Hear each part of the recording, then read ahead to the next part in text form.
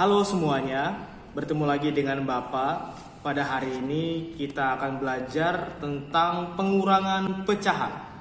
Minggu kemarin kita belajar tentang penjumlahan pecahan ya. Nah sekarang pengurangan pecahan. Caranya kurang lebih sama dengan minggu kemarin dengan penjumlahan pecahan. Hanya bedanya hari ini pengurangan. Jadi Bapak tidak akan ulangi penjelasan minggu yang lalu ya, tapi kita akan banyak membahas contoh soal khusus untuk pengurangan pecahan. Baik, mari kita simak dengan baik. Sebelum kita masuk ke contoh soal, Bapak mau beritahu dulu ya. Sebelumnya Bapak sudah periksa hasil pekerjaan kalian yang minggu lalu dan banyak jawaban yang belum disederhanakan. Jadi Bapak akan bahas dulu bagaimana cara menyederhanakan pecahan. Jadi setiap hasil pengurangan atau penjumlahan pecahan yang kalian jawab, yang kalian hitung, itu harus dalam bentuk yang paling sederhana. Jadi wajib disederhanakan. Nah, Bapak akan jelaskan bagaimana cara menyederhanakan pecahan untuk yang belum mengerti. Baik, di sini Bapak sudah punya dua pecahan ya. Mari kita coba sederhanakan. Cara menyederhanakan adalah dengan membagi pembilang dan penyebut dengan bilangan yang sama. Kalau kalian mau bagi pembilangnya dengan 10, maka penyebutnya harus dibagi dengan 10 juga. Kita coba di pecahan pertama, 2/4. 2/4 ini bisa kita bagi 2. Maka kalau misalnya pembilangnya dibagi 2, maka penyebutnya juga harus dibagi 2.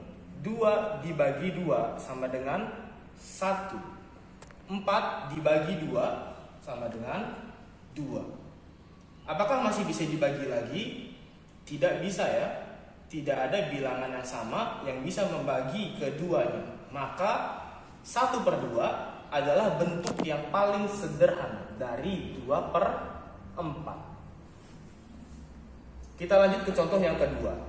Angkanya lebih besar, 125 dibagi 50. Nah, kita coba sederhanakan pelan-pelan ya. Kita coba bagi 5 dulu. Karena ini sama-sama kelipatan 5 ya. 125 dibagi 5 sama dengan 25. Kalian bisa sambil hitung di rumah ya. Sama dengan 25. 50 dibagi 5 sama dengan 10. Apakah masih bisa dibagi lagi? Masih. 25/10 masih bisa dibagi 5. Sama-sama dibagi 5 ya. 25 dibagi 5, 5. 10 dibagi 5, 2. 5/2 sudah tidak bisa dibagi lagi. Tapi karena 5 pembilangnya lebih besar dari 2, maka kita bisa ubah jadi pecahan campuran. 2 kali berapa yang mendekati 5? Yaitu 2. 2 kali 2, 4. Mendekati 5 ya. Karena 4 belum sama dengan 5, maka ada selisih. Selisihnya berapa? 4 ke 5 selisihnya adalah 1. Kita tulis pembilangnya 1. Penyebutnya kita samakan. 2, 1/2. Jika tidak bisa diubah jadi pecahan campuran, maka selesai sampai di sini. Jika bisa diubah jadi pecahan campuran, maka harus diubah jadi pecahan campuran.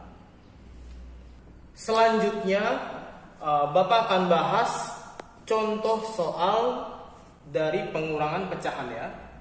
Yang pertama adalah pecahan biasa. 8/9 dikurangi 4/18. Langkah yang pertama seperti biasa kita samakan dulu penyebutnya. 9 dan 18 KPK-nya adalah 18. Penyebutnya sudah sama, kita cari pembilangnya. Biasanya kita cari seperti ini ya. 18 dibagi 9, 2. 2 dikali 8, 16. Tapi sebenarnya bisa kalian cari dengan cara yang lain ya. Banyak caranya. Salah satunya adalah seperti ini. Kalian perhatikan 9 dan 18. 9 itu harus dikali 2 supaya jadi 18 kan. 9 kali berapa yang hasilnya 18? 2 dikali 2. Nah, karakteristiknya pecahan, kalau bawahnya dikali 2, maka atasnya juga harus dikali 2. Nah, karena ini harus kita kali 2, maka 8 kali 2 hasilnya 16. Sama ya. Kalian bisa pilih cara mana yang paling kalian mengerti. Coba kita pakai cara yang tadi. 18 dan 18. 18 kali berapa yang hasilnya 18? 18 kali 1, benar ya? Hanya 18 kali 1. Karena penyebutnya dikali 1, maka pembilangnya juga harus kita kali 1. 4 kali 1, 4. Cara ini bisa kalian pakai kalau kalian bingung cara yang minggu kemarin ya. Sama saja. Kita dapat 16 per 18 dikurangi 4 per 18. Kita kurangi. 16 dikurangi 4, 12 per 18-nya tetap sama.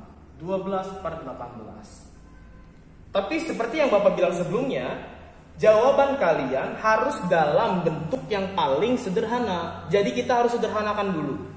Dibagi berapa supaya bisa dibagi keduanya. Kita coba bagi 2 dulu. 12 bisa dibagi 2? Bisa. 18 bisa dibagi 2? Bisa. Berapa hasilnya? 12 bagi 2, 6. 18 bagi 2, 9. Masih bisa dibagi? Masih. Dibagi berapa? 3. 6 dibagi 3 bisa, 9 dibagi 3 bisa. Hasilnya 6 bagi 3, 2, 9 bagi 3, 3. Masih bisa dibagi lagi? Sudah tidak bisa. Kalau masih bisa dibagi, terus bagi sampai tidak bisa ya. Karena tidak bisa, maka jawabannya adalah 2 per 3. Bisa dijadikan pecahan campuran nggak? Tidak bisa, karena pembilangnya lebih kecil. Kalau hasilnya pembilangnya lebih besar, harus dijadikan pecahan campuran. Selanjutnya, pecahan campuran. Di sini sudah ada pecahan campurannya. Mari kita hitung bersama. 32 per 5. Kita ubah dulu jadi pecahan biasa.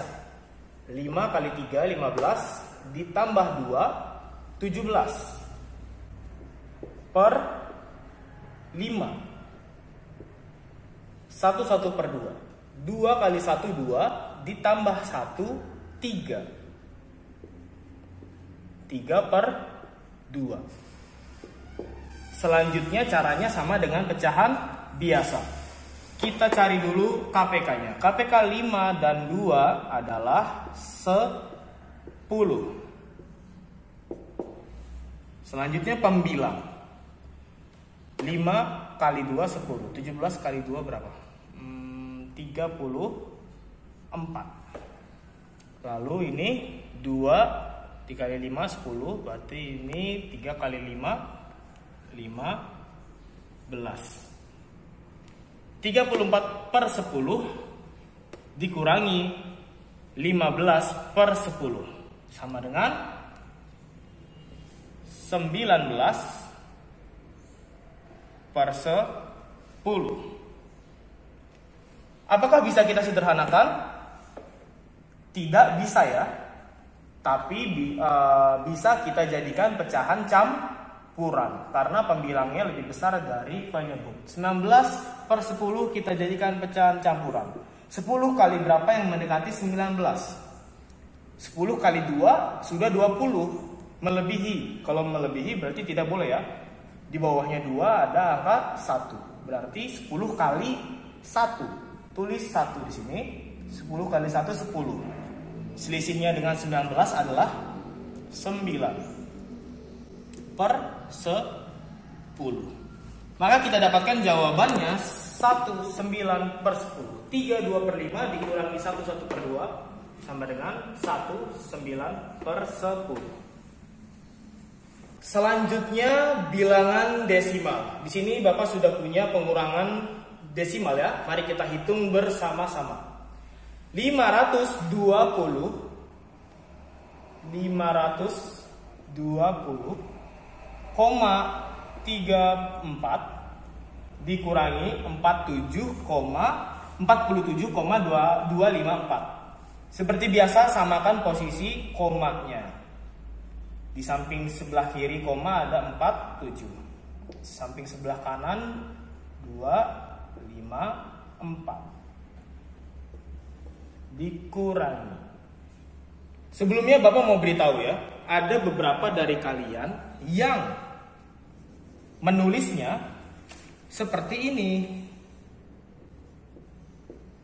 Jadi yang kosong itu di tengah, bukan di samping. Ini salah.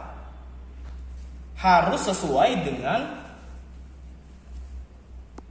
soal. Soalnya seperti ini kan. Di samping sebelah kiri 47, di samping sebelah kanan 254. Harus sama.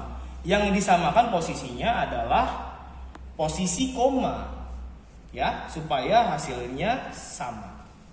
Lalu selalu mulai dari sebelah kanan. Masih ada yang mulainya dari sebelah kiri. Penjumlahan dan pengurangan bersusun itu dimulai dari sebelah kanan, jangan dari sebelah kiri, karena hasilnya pasti berbeda. Lalu yang terakhir, sebenarnya ini agak sederhana ya. Nulis komanya kecil saja di bawah. Ada juga dari kalian yang nulis komanya sebesar angka 1. Begini ya. Kalau begini nanti Bapak Ibu gurunya bingung. Ini koma atau angka 1 ya, kayak gitu. Jadi jangan besar-besar, tulis saja kecil di bawah. Oke, paham ya? Kalau gitu mari kita coba hitung bersama. Oh ya, satu lagi. Kalau tidak ada temannya, anggap saja ada 0 ya di sampingnya. Atau boleh kalau kalian mau tulis 0, boleh tulis 0. Karena ini akan berpengaruh. Kenapa? Kalau langsung kita kurangi 0, 4-nya diturunin misalnya 4. Ini salah karena 0 dikurangi 4 bukan 4 ya. 0 dikurangi 4 tidak bisa. Pinjam ke samping 1, 10. 10 dikurangi 4, 6. Kita tulis 6. 4 sudah dipinjam jadi 3. 3 dikurangi 5 tidak bisa. Pinjam lagi ke samping 13. 13 dikurangi 5, 8. Ini 8 ya. Lalu sudah dipinjam juga 3-nya jadi 2. 2 dikurangi 2, 0. Komanya, jangan lupa ditulis komanya. Jangan terlalu besar. Komanya jangan terlalu besar. 0 dikurangi 7 tidak bisa. Pinjam ke samping 10. 10 kurangi 7, 3. Jadi 1 ya, karena sudah dipinjam. 1 dikurangi 4 tidak bisa. Jadi 11 dikurangi 4, 7. Karena sudah dipinjam jadi 4. 4 dikurangi 0, 4. Hasilnya adalah 473,8086. 473,086. Kita tulis di sini ya.